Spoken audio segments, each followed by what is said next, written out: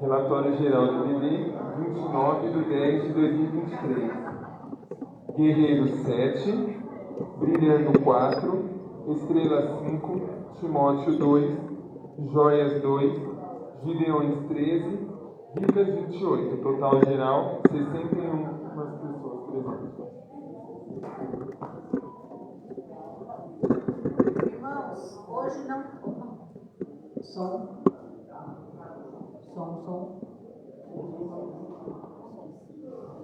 Irmãos, hoje não teremos hino de encerramento, porque vai ter uma peça sobre a reforma protestante. É no dia 31 de outubro, né? Para quem me perguntou sobre missões que arrecadaram aí nas salas, se encerra hoje à noite, tá? Então, guerreiros, que era 150 ao alvo, eles conseguiram 234,66. Brilhando, que era 150, eles chegaram a 171. Estrelas, que era 100, chegaram a 113,46. Timóteo, 100, chegaram a 74,76. Joias, 100, 112,66. Gideões, 1.200, chegaram em 1.132,96. E ricas, que eram 800, chegaram a 555,85. Hoje à noite, se tiver alguma oferta, vocês passem para o pessoal da EBD aí, o Edson, o Elton, e aí depois o Almir me passa direitinho o valor para passar para vocês, tá? Então agora vocês vão ficar aí com a peça referente à reforma protestante.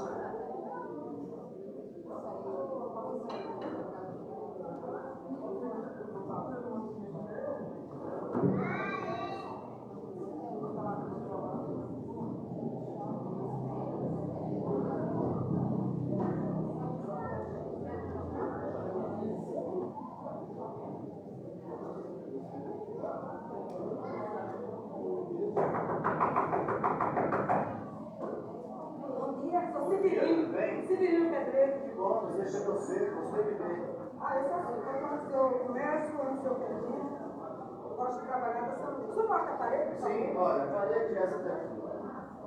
A impressão que tenho é que existe uma infiltração.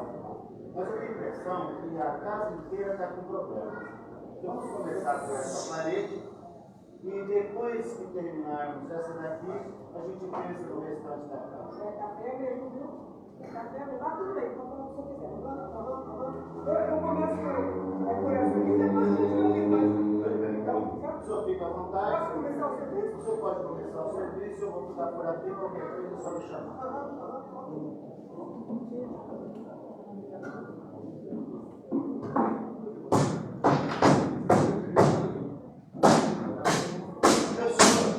Professor, você fazer tanto barulho assim, eu preciso me concentrar. Senhor, a sua parede está condenada. O senhor não disse que está com infiltração. Pois bem, vou ter que tirar toda essa camada de reboco antigo, vou passar um pedatril impermeabilizante para poder tirar a umidade que está aí, fazer um novo reboco e para isso eu vou ter que quebrar tudo. Toda reforma faz barulho. Eu gostei dessa palavra, toda reforma faz barulho. Eu vou escrever aqui. Eu estou escrevendo sobre a reforma. O senhor é pedreiro também? Não, eu sou estudante de teologia, eu estou escrevendo sobre a reforma protestante. O senhor sabe o que é um protestante? Eu sei, sim, senhor. Não é aquele povo que pega, que pega a Bíblia assim, bota debaixo do sovaco e sai por aí distribuindo por ele? Aceita um folhetinho, uma porção da palavra de Deus, uma porção da palavra de Deus, nesse povo aí. Bem, Eu não trabalho comigo que faz assim. não é bem assim. Tem a ver com a reforma protestante que foi iniciada por Martim Lutero. Aí o serviço, como lá vai fazer? Bom, vamos fazer o seguinte, ó. Eu preciso de alguém, eu estou escrevendo sobre a reforma, e eu preciso de alguém para assistir a minha apresentação.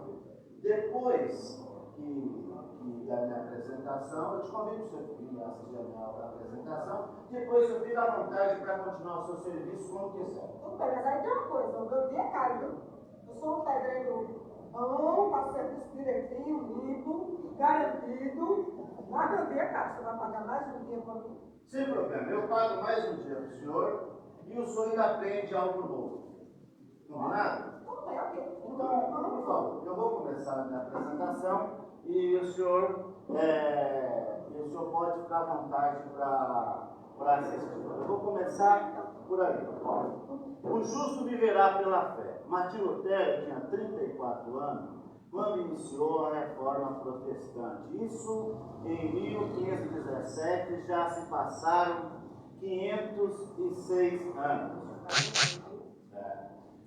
Nascido em 10 de novembro de 1483 em Slingen, na Alemanha, ele era um monge agostiniano e professor de teologia na Universidade de Wittenberg. O monge agostiniano é que ele segue a ordem do conhecido santo católico Santo Agostinho.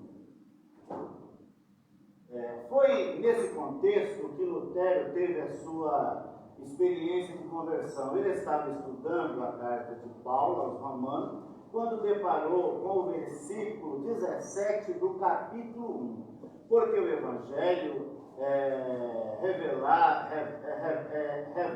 revelada a justiça de Deus, uma justiça do princípio ao fim, pela fé. Como está escrito, o justo viverá pela fé. Então,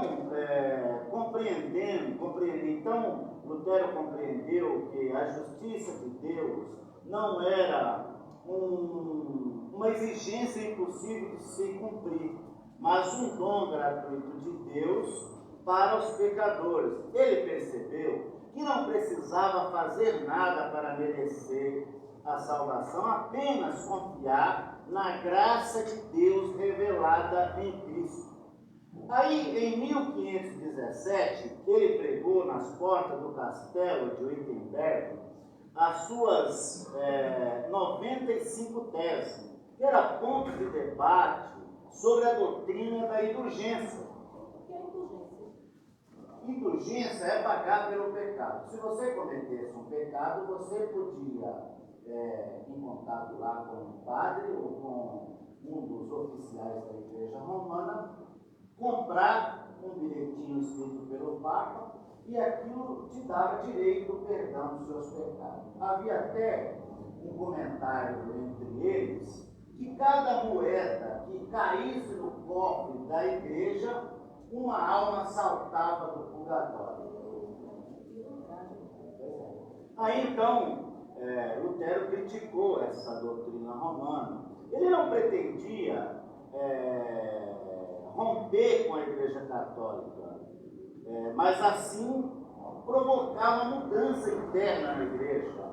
Mas houve a reforma, que ficou conhecida como a Reforma Protestante. Então, explicando para você o que é um protestante, é alguém que segue uma denominação cristã que se originaram a partir da Reforma Protestante, que ocorreu no século XVI, que contestou o poder e a prática da Igreja Católica Romana. O termo protestante veio do documento formal de protesto que os luteranos apresentaram em uma assembleia em 1529.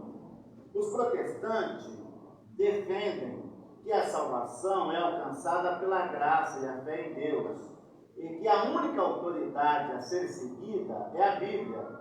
Os protestantes se dividem em vários ramos, como luteranos, anglicanos, calvinistas, metodistas, batistas, pentecostais e neopentecostais. No Brasil, os protestantes são mais conhecidos como evangélicos e representa o segundo maior segmento religioso do país, com cerca de 42 milhões de adeptos. Muita gente.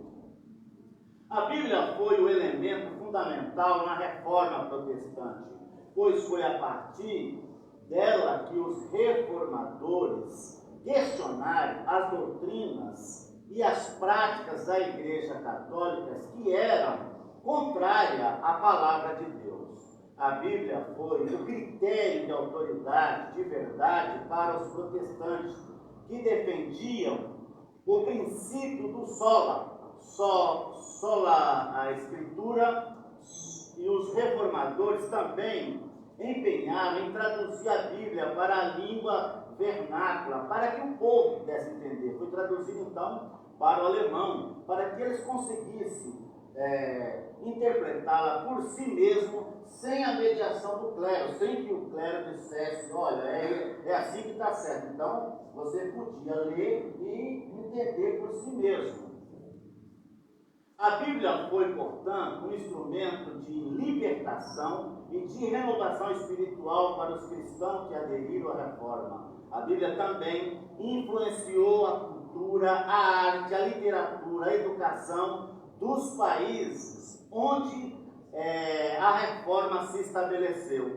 A Bíblia, enfim, foi a fonte e o fundamento da Reforma protestante. Concluindo, as principais doutrinas que os reformadores extraíram da Bíblia foram o seguinte: a justificação pela graça mediante a fé. Os reformadores negaram que a salvação pudesse ser alcançada por mérito ou por obras humanas, mas que somente pela graça de Deus, que perdoa e aceita os pecadores que confia em Jesus Cristo como seu Salvador. Eles ainda defendiam o princípio do sola gratia, somente pela graça, sola fide, somente pela fé. Rejeitavam a venda de indulgência e outras práticas que sugeriam o comércio da salvação.